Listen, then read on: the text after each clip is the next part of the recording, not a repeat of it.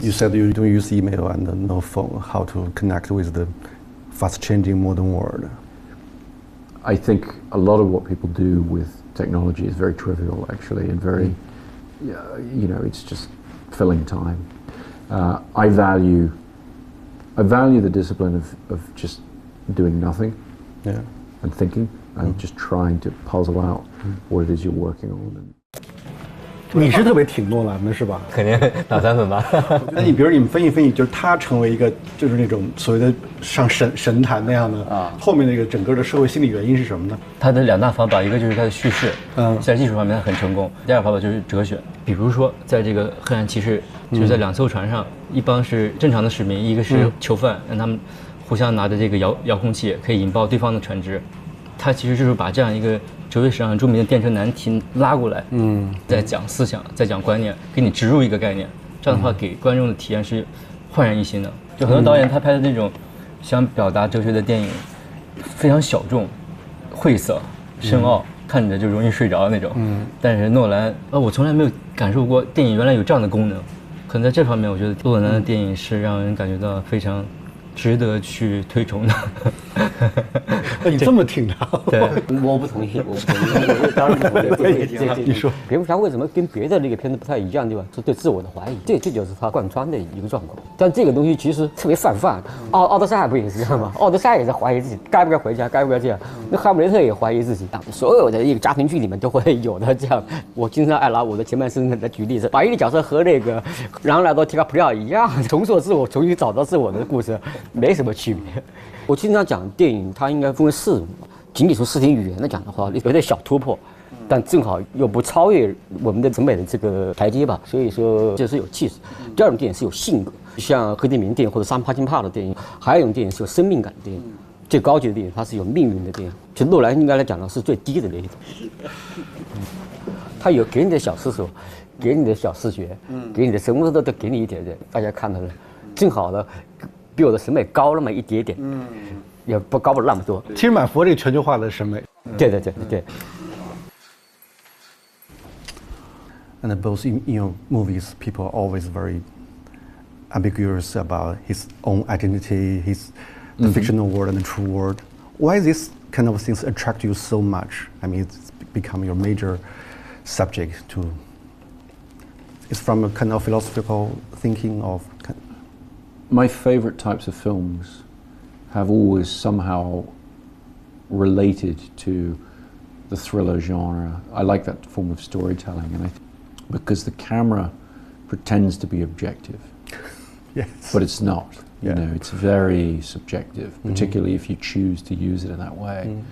And so, the great masters of suspense like Hitchcock and Clouseau, they understood how to manipulate and how to align an audience's perceptions with one character or another, with their sympathies going to one character or another. And I think that stories in which you can't take identity for granted, even the identity of the narrator, who's the good guy, who's the bad guy, you know, it's a fun thing to play with. In the past, you always imagine the future, or imagine the maybe not very concrete things. Concrete situation, but now you're facing the very concrete historical place and event. So, I mean, the two imagination are very different for you, or similar? I mean, imagine. Well, I found it creatively. I found it invigorating because the key difference is that the world of the film, which is something you're normally, the world of the film is something in which, as a writer, I'm normally engaged in constructing from the ground up, particularly in a film like Inception, for example, or Interstellar. You know, the script has to create the entire world of the film and the terms of it. That part of it was already done for me in Dunkirk. That exists, it's real. And so all I had to do was research it and read about it. And so my creative process was then different. I didn't have to build that, I had to explore it. Quite honestly, the feeling of presumptuousness about making a war film as somebody who's never been to war and I mean, it's my worst nightmare to imagine having to fight a war. I had the privilege, and my grandfather was in the Air Force and he died in World War II, and I took my children to go and visit his grave. He's buried in France, and when you look at the gravestones of the people who actually died in this, and you think, okay, we're going to make an entertainment, we're going to make a cinematic telling of war. That's very daunting, and it's difficult to know how to go about that. And for me, the solution was to not look at Dunkirk as a war film, to look at it as a survival story. And that I felt confident of. I felt confident of being able to tell a suspenseful story about survival. Could or should director be kind of philosopher? I mean, maybe your industry produce your own Michel Foucault, produce your own Nietzsche. Do you kind of see the parallel between them? Well, I think for me, that would be too much of it would be too self-conscious to look at filmmaking that way. Mm-hmm. One of the pleasures of talking about the But you are very self-conscious. Well, not at different stages. So you become very self-conscious when you're talking about the film you've made because you're being asked, you know. For me, I like to really stay focused on the story and the themes of the film. I like to try and do that instinctively rather than self-consciously. Mm-hmm. And I sort of trust that the way in which I know how to make a film technically, that if there are things that are interesting to me philosophically, that they'll be there. So for example, with Dunkirk, we've tried to make a very intense film and that was really the ambition. And so the film's attitude to war, therefore, for me, had to be not self-conscious. Mm-hmm. I didn't want to make a film that was an anti-war film or a pro-war film or anything. I wanted to make a film that presented my point of view and enjoy that. So from the sounds a little self-indulgent. Yeah. Do you worry about maybe the genre, maybe the big production, maybe stifling your creativity? I mean, from following Insomnia, the different parts. Do you worry about it? Or I don't. I mean, I have worried about it in the past. In the case of this film, I very much chose to not worry about it. I very much chose to just say this is a huge film that for a British person particularly, it's a necessary film to be made. Somebody's going to make it. I want to be the person to make it. And so I'm a responsible filmmaker and I try and, we made the film efficiently. We made it for a good price for the studio and everything. That was our way of kind of dealing with the practicalities. But beyond that, I did not worry too much about the scale. I just said, you know what, we're just going to make the film right, and we need planes, and we need ships, and we need thousands of people, and we're just going to make this film. And I think that was important to do, because the rational part of my brain, the sort of, the businessman, if you like,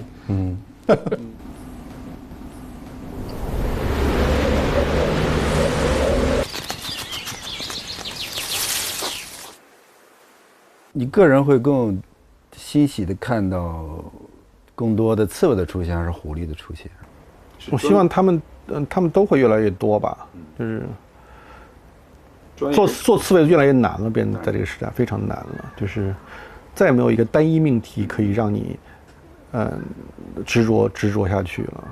就如果说徐老师这个外表狐狸内心刺猬的话哈，实际上除了虚荣心之外的弱点，还有一点就是他有点贪婪，就是那么多优秀的样本他都想成为，他既想成为本雅明，对吧，也想成为梁启超。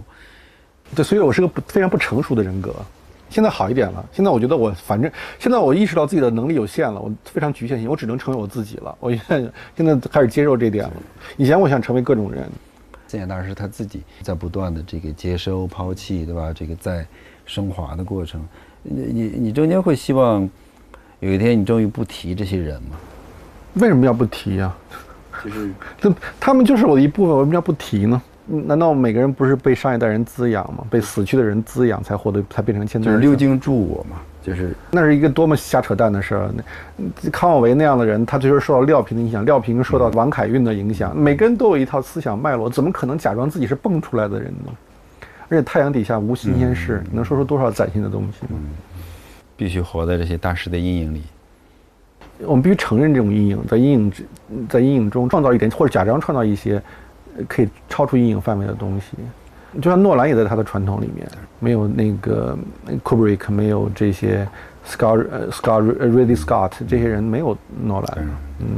我觉得我们做这个节目，包括做诺兰也好，我觉得我们都是在寻找某种历史意识。这些人，他不是突然发生的。可能我不喜欢这个时代的就是很多东西，原因就是大家误以为很多东西是崭新的。就是我可能希望自己是一个给一个时代提供某种就反作用力的人，或者说相反声音的人。对。What's the most flawed part of yourself? I don't want to go there. I drink too much tea.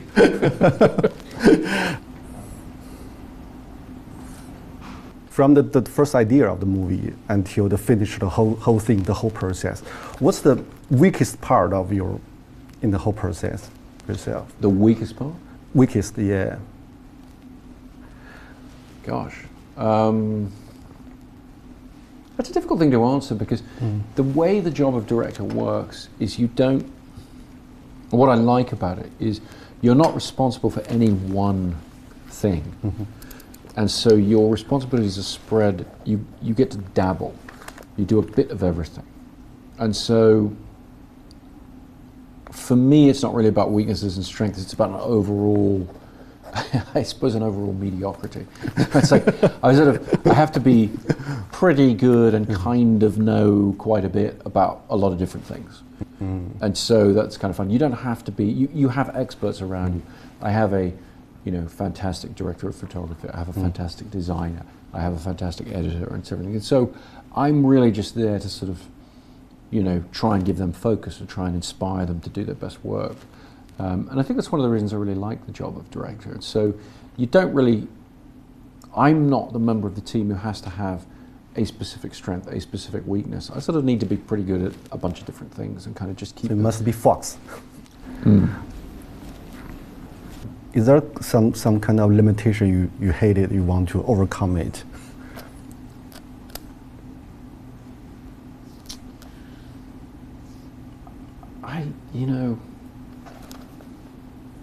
You feel very much when you're writing, you feel the limitations of your ability.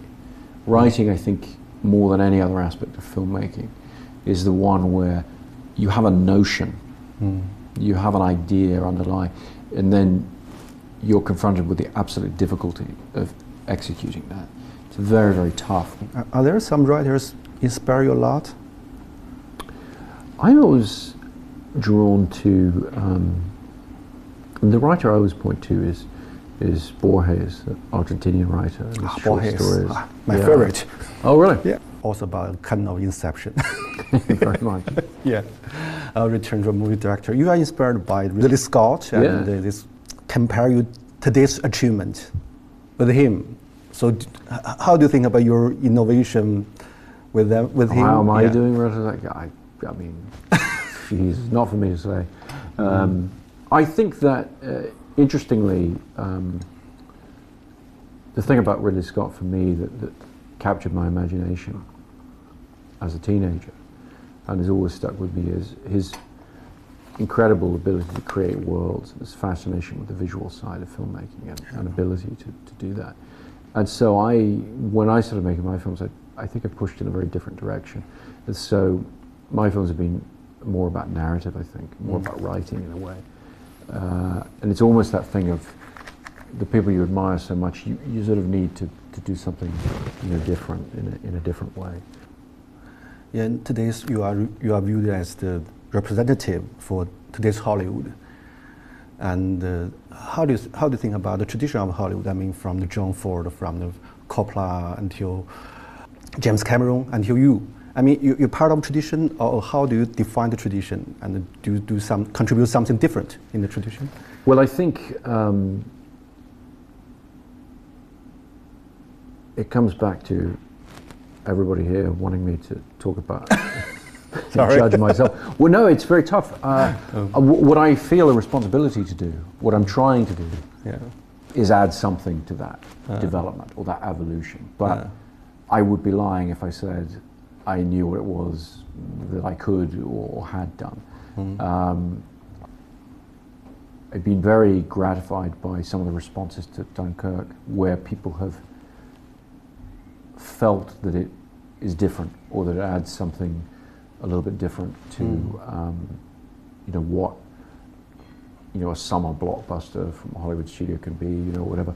The thing I've tried to do was I played a very big part in, the growth of, or the dominance, I would say, of superhero films, franchise properties and everything, and that was an incredibly important thing in my career. I've always tried to balance that side of my filmmaking with original films and bring things that aren't familiar to an audience.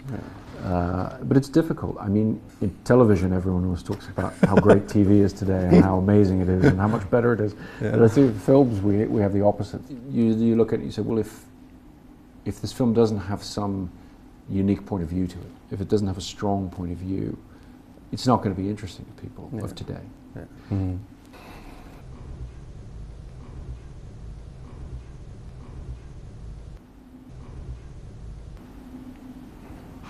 Could you imagine if you were in Dunkirk, what kind of role you will be played? You will be desperate, or you will be hopeful, or brave, or cowed? I think what the film tries to say very strongly is we cannot know until we are faced with the situation. We like to think that we would behave in a noble way. I wanted to be more real than that. Human beings, we're very flawed creatures. Okay, thank you so much. Thank you. Running out. Thank you. Yeah, next time we can talk about Borges. Yeah, exactly. Yeah. Is he well known in China? Yeah, quite popular among writers and thinkers. Yeah. For a good trip. Thank you very much. Nice. Take care.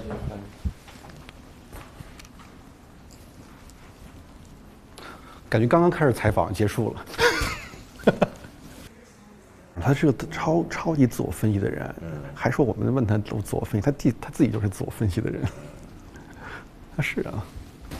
自我分析可以养成吗？当然了，这英国训练最重要的就是自我分析啊。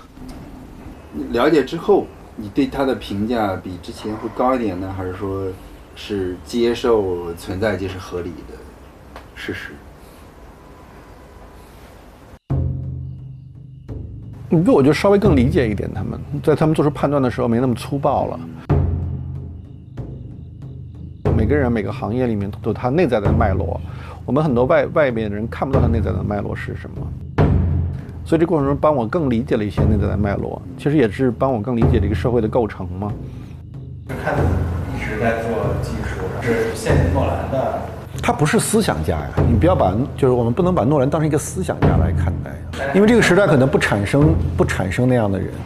就时代的创造力是变化的，有的时代是通过一种连续性，刚才不说了，那个 hedgehog 那个刺猬是一种 consistent， 一种连续性、一贯性，然后甚至一种强大的单一性带来一种力量。这个时代创造力可能是通过这种不连续性、不断的更新性、不断的那种就探求不同的这种领域、不同的角色扮演性来完成创造力的。所以创造的这个模式不一样。他的访谈最直接的感受。我想是不是我们对更具体的知识的无知和不了解和缺乏兴趣，使我们产生了对单一解释的一种巨大的迷恋。这背后是我们非常深沉、非常强烈的知识上的懒惰。就像我们老追求那个刺猬一样，这是我们思维的某种特性吧。我不能说完全是缺陷，是某种特性。我们老认为存在着某种单一本质可以解释很多东西，然后我们也希望某一个人成为那种单一本质的代表。这是我们思维上的困境，这是我们非常不狐狸式的思维的困境。我觉得我们社会很多人，包括我自己，可能我们都是非常失败的思维，我们被这种单一性所控制。我希望，我有时候想警惕这种东西，包括每集我们最后老要追问一个东西，我不知道有时候我就怀疑这种追问吧。要对我来说，我觉得可能第二集真的不用，就是他如果云淡风轻就云淡风轻的。也不对，我想想啊，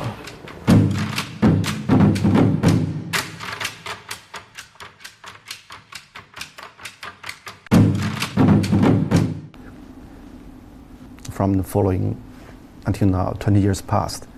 So what's the viewpoint or philosophy on movie? You know, I think it was Alan Parker who said all cinema is manipulation. So to call it manipulative is sort of interesting.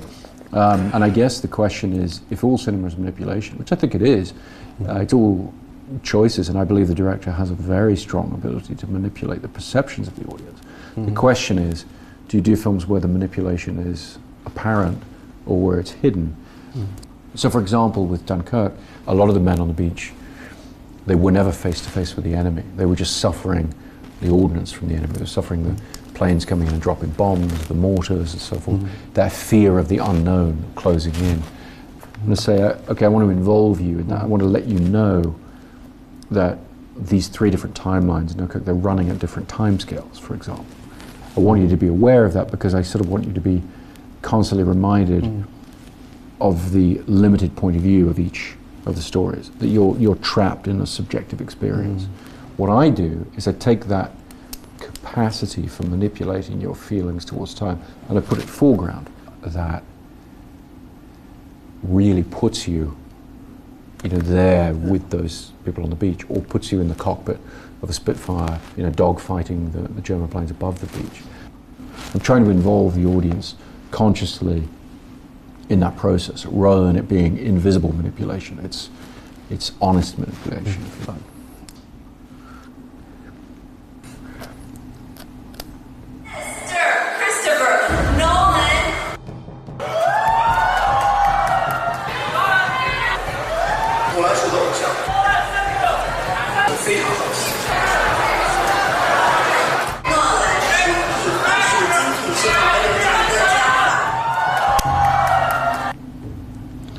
What's the most flawed part of yourself?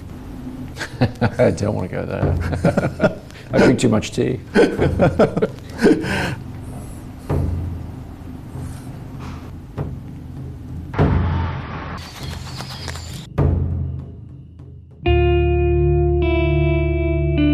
我是个不合时宜的作家，着迷世界的复杂性与个体之力量。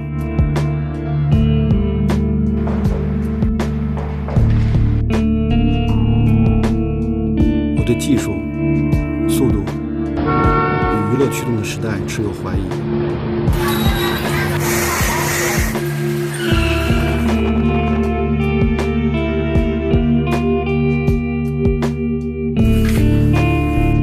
我像个笨拙的发问者，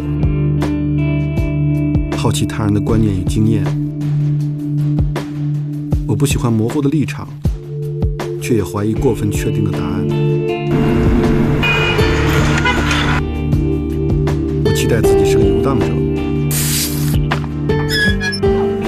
不断拓展知识与情感的边界。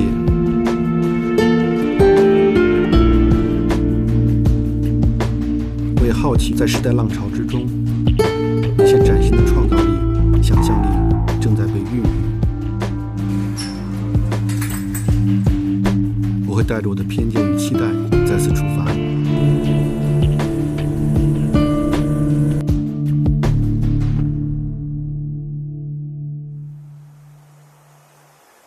认识这么多年，还有一个话题我一直是回避的，因为就是你巨大的虚荣心哈，就是被卷入公共世界，引起一些不知道这个讨论水平高低的争议。还是你愿意促成这样的争论？有的时候因为我兴趣不强烈，而且我整个过程中，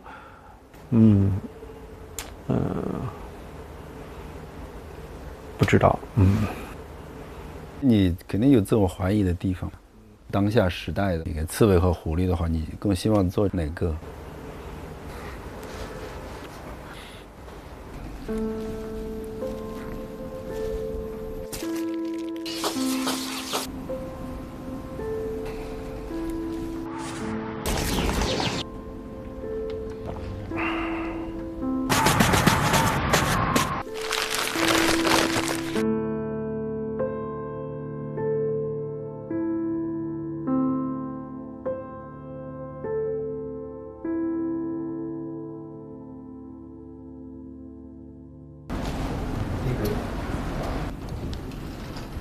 Hey, nice to meet you. Hi. Want some tea? Or you have tea? I brought my own. Thank you. Good. So you must be very tired.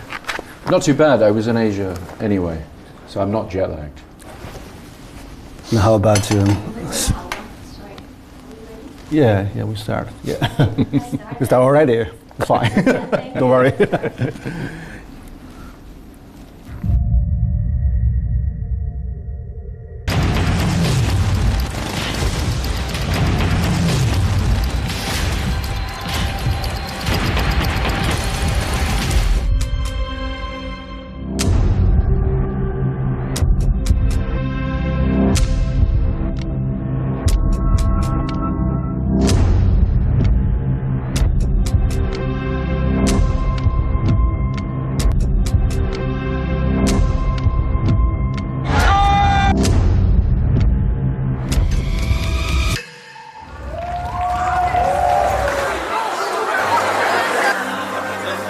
战争片的一个新鲜体验，不是一个传统意义上的战争片。